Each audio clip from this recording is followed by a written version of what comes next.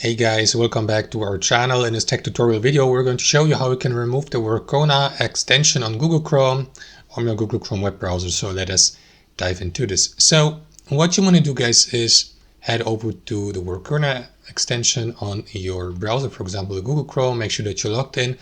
And all you need to do, guys, to get rid of that extension is that's option number 2, either navigate to the Chrome Web Store, type in Workona here, select that entry there, and simply click into remove from Chrome here. If you don't want it from there, guys, you may do it also via that extension tab here in the tab bar on Google Chrome.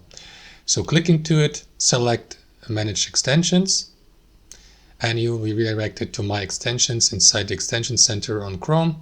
So go through that list and find the Workona extension. You may either disable it or turn it off by switching it off here, or simply remove it. Confirm by clicking into this button. Now I'm not going to do this, I would like to keep it, but that's how you remove the Workona extension from Google Chrome in 2026. Thanks for watching, hope you enjoyed it, got some value from it, and we catch you later.